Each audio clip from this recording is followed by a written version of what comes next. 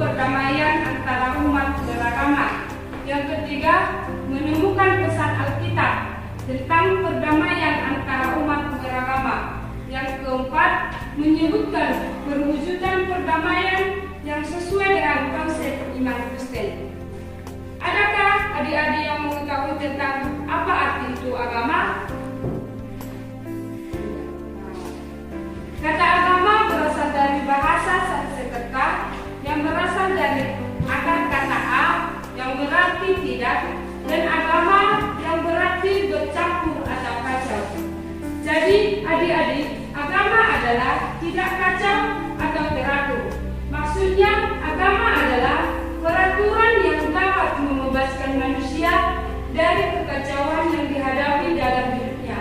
Kata agama dalam bahasa Inggris yaitu religion yang berasal dari bahasa Latin redimere yang berarti mengikat kembali.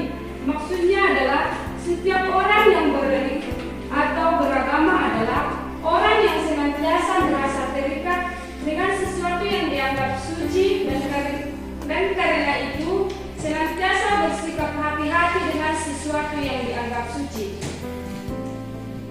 Ada dua konflik yang bersumber pada agama, yaitu perbedaan doktrin dan sikap mentah yang memandang bahwa hanya agama yang dianutnya lah yang memiliki kebenaran, sedangkan yang lain sesat atau setidaknya kurang sempurna.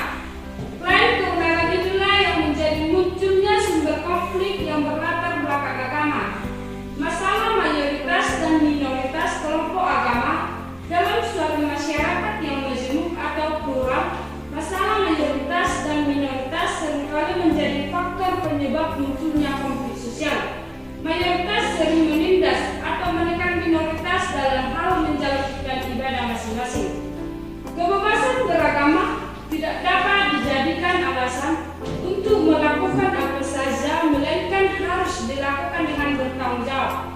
Salah satu tujuan tanggung jawab itu adalah menjaga dan memelihara kesejahteraan hidup bersama sebagai tugas dan tanggung jawab semua umat beragama.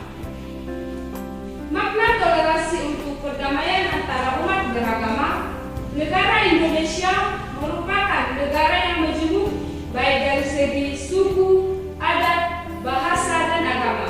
Sebagai negara yang pluralitas, tidak tentu heran jika Indonesia terdapat agama-agama yang besar. Apakah adik-adik mengetahui agama-agama itu? Tahu Pak. Coba sebutkan adik-adik.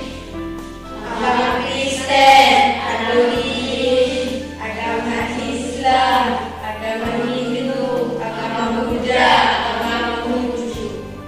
Dari kemajemukan inilah perlu adanya toleransi dan rasa saling menghargai yang tinggi. Ajaran penting di dalam kekristenan sebagaimana yang dicontohkan oleh Tuhan Yesus, mengampuni pihak lain pada waktu kita mengampuni orang lain. Sesungguhnya kita juga memberikan hadiah kepada diri kita sendiri. Karena kita telah terbebas dari rasa dendam, permusuhan dan pasti merasa lebih damai. Perdamaian dalam perspektif Alkitab dan teologis terdapat dalam dua kitab yaitu Perjanjian Lama dan Perjanjian Baru. Perdamaian menurut Perjanjian Lama digunakan dengan memakai kata keber yang artinya mengadakan perdamaian. Ada beberapa hal yang menyebabkan manusia untuk melakukan perdamaian yaitu karena dosa manusia yang bersifat universal, yang membuat manusia jauh dari Allah, yang membuat hubungan manusia dengan Allah menjadi terputus. Manusia tidak pernah mampu mengatasi dosanya atau membersihkan diri dari dosa itu.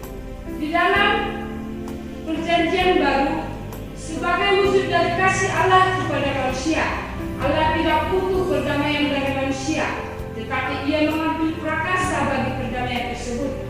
Perdamaian mengungkapkan kasih Allah kepada manusia, yang mana merupakan kerja kasih Allah, menunjukkan kasih Bapa kepada anaknya, sehingga Paulus menyatakan bahwa Allah menunjukkan kasih-Nya kepada kita. Oleh karena Kristus telah mati untuk kita ketika kita masih berdosa, terlihat di dalam Roma 5 ayat 8. Merawat perdamaian merajut Perdamaian dimaknai sebagai suatu untuk menjadi damai karena sebelumnya ada ketidakdamaian, konflik atau perselisihan, namun selanjutnya timbul kesadaran serta kemampuan dan kemauan untuk hidup bertoleransi. Karena dalam realitas kita harus hidup secara berdampingan dengan agama lain. Hidup bersama dengan agama lain dalam suasana damai serta tentram. Hidup dalam masyarakat yang pluralis dengan sendirinya menuntut tingkat toleransi serta solidaritas yang tinggi agar perdamaian dapat diwujudkan. Untuk merealisasikan perdamaian tersebut, terdapat 4 hal yang harus diperhatikan, terutama untuk para remaja dan pemuda dalam perjalanan ke depan bersama-sama. Yang pertama adalah tanggung jawab yang besar. Setiap umat beragama harus memiliki tanggung jawab moral dan dirinya untuk menjadikan perdamaian sebagai urusan dan perjuangan pribadi. Setiap orang beriman termasuk remaja dan pemuda harus menjadi pribadi yang cinta damai. Jika tidak, maka perubahan yang berarti tidak akan terjadi. Yang kedua, perdamaian harus dirawat dan dikembangkan terus-menerus. Harus diupayakan langkah demi langkah dengan kesepakatan-kesepakatan yang semakin maju melalui pengalaman perjalanan bersama.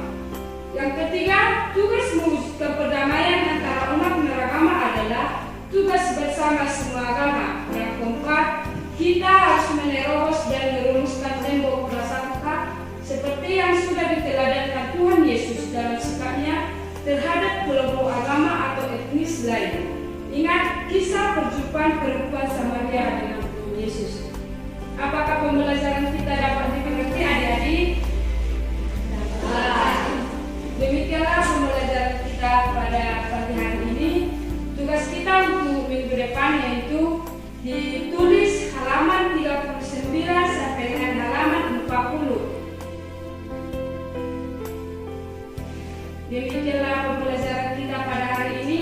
Siapa yang berbuat doa adik-adik?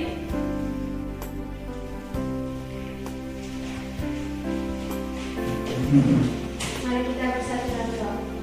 Bapa yang baik di dalam surga, kembali kami mengucap syukur Bapa dengan tangan kemasihan yang sedang menyertai kami dari hari yang menakut dan pada saat hari ini. Ya Bapa, kami telah melakukan pembelajaran kami. Terima kasih Bapa atas campur tangan-Mu sehingga pembelajaran kami berjalan dengan lancar. Ya Bapa, kami mau pulang ke rumah, berkatilah kami di perjalanan agar sampai ke rumah kami masing-masing dalam keadaan selamat. Hapus segala dosa-dosa kami agar anugerah yang Engkau berikan tidak terhalang kami. Terima kasih, sempurnakanlah dengan Tuhan anak ini melalui